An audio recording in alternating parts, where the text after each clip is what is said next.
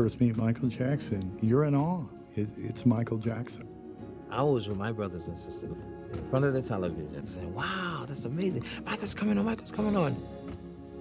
His moves are like words, and, he's like an encyclopedia.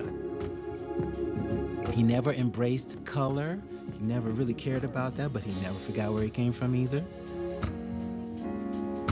His hugs were the deepest and the most sincere, heartfelt hugs. I loved them. I mean, you could tell in first meeting that he was a genius. It didn't take much thinking to figure that out. He was an angel walking the planet.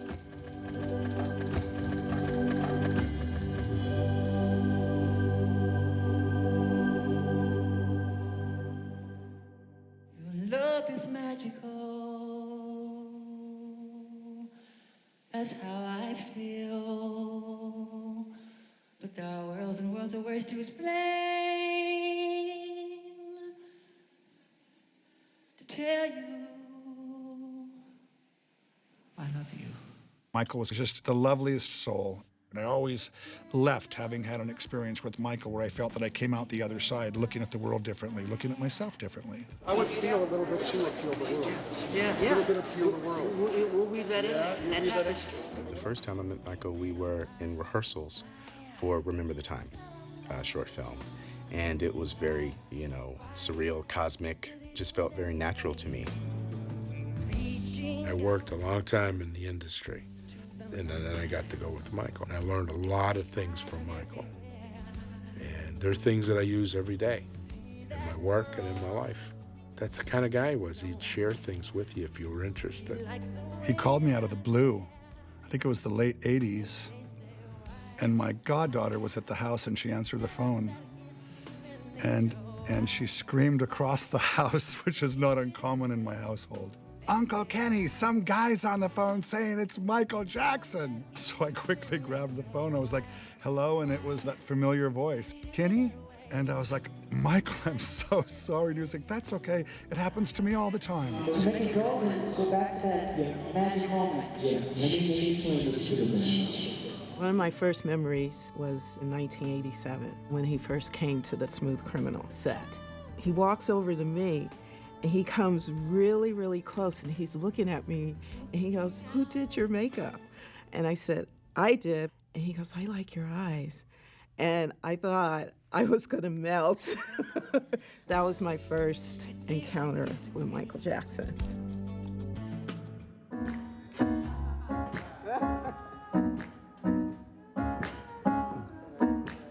I got a call that I was on the short list for Michael. He was looking for musical directors. I went down, got on the keyboards to start playing, and then we're waiting for Michael, and then MJ comes in, and as soon as he comes in, I'm playing, he just starts dancing immediately. And then he starts singing, and then we stop, we hug, embrace, talk a little bit, and play some more, and I would ask him to sing things. And he was so vibrant and passionate and happy. He looked great, he sounded great. We did a concert for about a half an hour. So it'll be different sound. Yeah. I'm just doing that now so you can hear it. I met him and, he didn't speak a lot. He was very shy. And, that's what a lot of people know he is, And he used to always smile at me and bow into me and say, that was great, Over the years, he got more comfortable enough to speak with me more and spend some time with me. All the dancers were like starstruck. I don't know how else to put it. It's easy to do. But at the same time, within seconds of meeting him, he was a sweetheart. Yeah, he was an absolute sweetheart and just a good guy.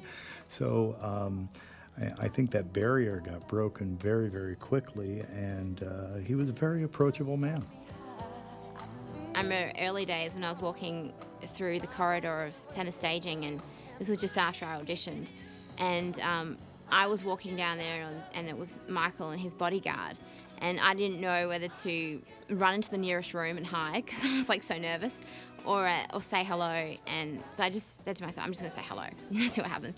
So I went up to him and I said, oh, hi, how are you? And he goes, oh, really good. And he grabbed my hand and shook my hand. He said, God bless you, I'll see you soon.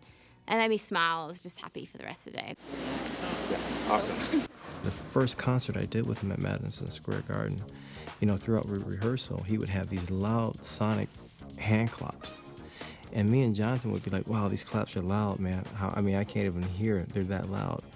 And do you know, I was so thankful for those hand claps because the first night at the Madison Square Garden, there were so many people screaming.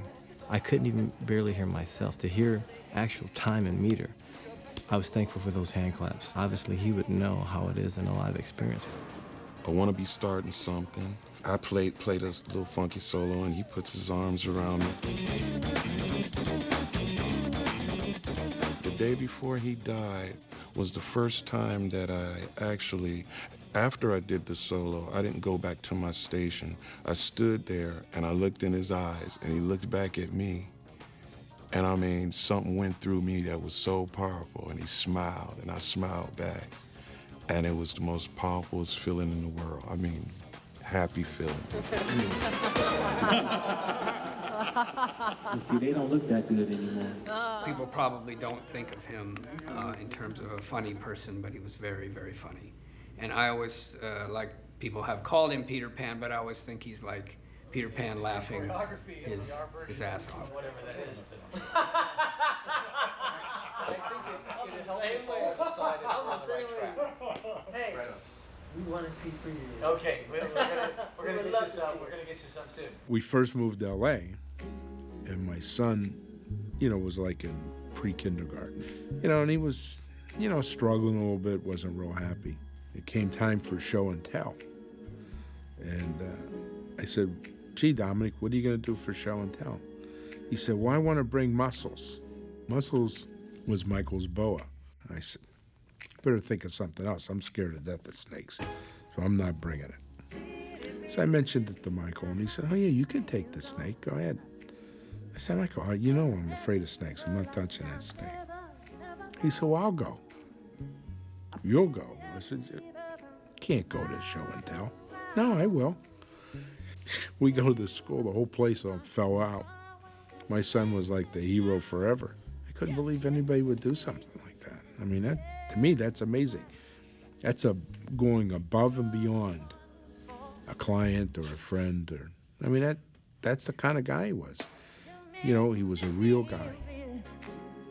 I remember one time he invited me to Neverland, and he said, pack a few things, and if you don't feel like going, you can stay. And I did. I think I stayed for 3 days. I remember sitting in 2 easy chairs, having a conversation, a creative conversation, and an elephant walked past the window.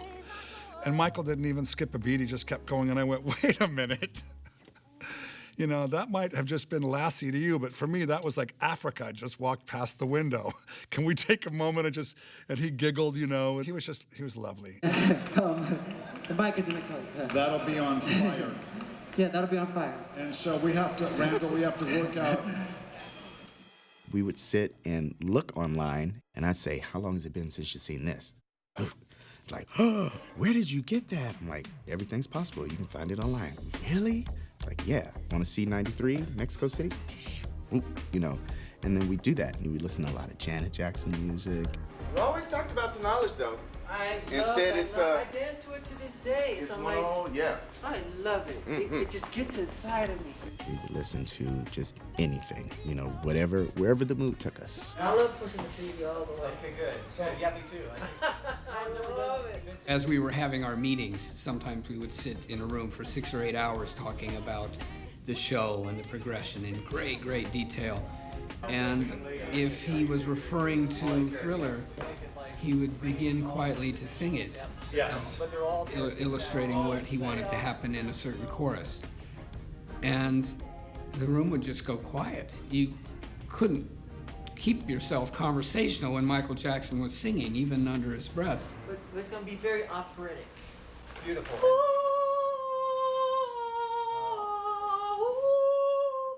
We high voice, ethereal. Yeah, beautiful. Very operatic. Yeah. I think his thoughts came out through his songs, and the songs became his thoughts.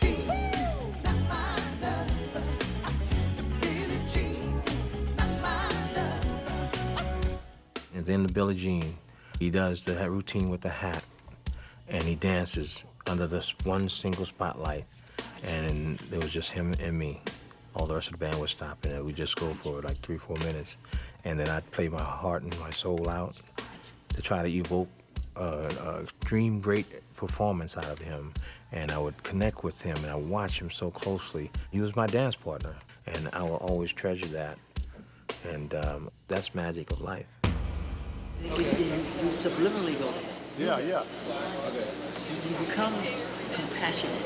Michael, while we were working on some music one day, he said to me, he says, Bearden, you know what our name means? He says, well, our name means one who's most like God. I said, ooh, I kind of set up like this, like, ooh, yeah. He said, no. We gotta be humble. And I could see he was getting serious, so I said, well, I'm humble, MJ. Well, why are you so serious about this? And he said, well, I don't want God to take our gifts away. So if we're not humble, he'll take our gifts away. I said, well, that's I don't think that's gonna happen. I said, and I think your gift's a little greater than mine. He said, then he really got mad at me. He said, no, don't say that. And he was really serious. I said, well, why, MJ? Why are you saying that? He says, because you're here with me, and I'm here with you, and we have to use our gifts together to help others figure out what their gifts are. I just shut up. Because he had the humanity, and he actually cared about it. Actually cared about people. Do a sound check, or black or white. I remember every day he'd come into rehearsal. He would take his towel and put it on my keyboard. And he would ask me if it's okay. And I'd be like, what are you talking about? This is your house. This house is made for you. I mean, I'm just part of it. I'm here to support you. Whatever you need to do, brother, thank you for asking, but you don't have to ask. The next day, he'd come in. There would be no convenient place for him to put his towel. He'd put the towel, he'd be like, I'd be playing, and he would say, is it okay? And I'd be like, of course it is. I mean, just the way he was raised, it was just that old school gentleness. The thing that I don't think people realize about Michael is that he was an innocent person. If you really understood him, you'd understand where he was coming from. It was just a very innocent place. There's a difference between innocent and naive. Michael Jackson was not a naive person. And anybody that would think that is off their rocker. He was a very bright, talented, observant person. No matter how hard sometimes the world came down on him, he only reacted back with more love. Often, when we were working together, or in a meeting, we would be in a meeting, and if things got a little tense or there was a little anxiety, or, he would just say, do it with love. L-O-V-E, love. With love, L-O-V-E. With the love, L-O-V-E. No, it's all for love. It's coming there. We'll get it there.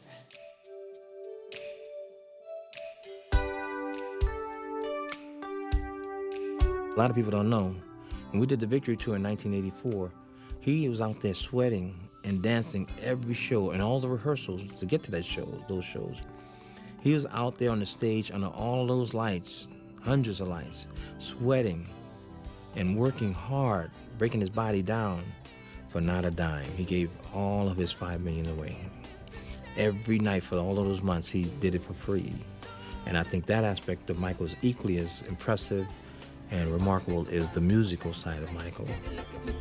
His lasting legacy will be his music for the fans, the great short films that he made, and for a lot of us who were close to him, his legacy will be his great friendship and the great sense of humor that he had. Some people got to experience it, some people didn't. I'm just one of the lucky guys in life. It's my friend Mike.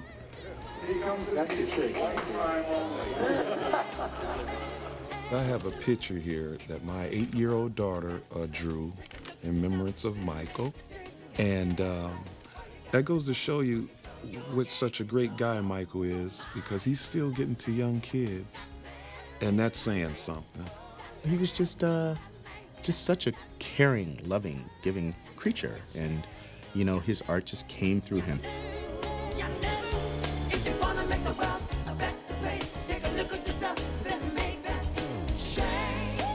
Once every several centuries of mankind, God sends somebody special. a wake-up call, somebody to enlighten the people in the way to be, somebody to excite the people, somebody to bring people together. And I think Michael is a gift from God that he sent to show people how to be, how to love. He's simply the best, he's simply the kindest, and he's simply the greatest. You know, the Lord takes him away from you, but at the same time, it's a great thing because I know he's in a better place, you know. He was passionate in his work. He was passionate in his life. He loved his children, and they love him. Boy, do they love him. He was a king, you know, a king of hearts, and a king of entertainers, and a king of imagination, you know, and a king of a father, and a king of a friend. And really, you know, if I could, I would have crowned him myself. I want you to make that change. Make that change.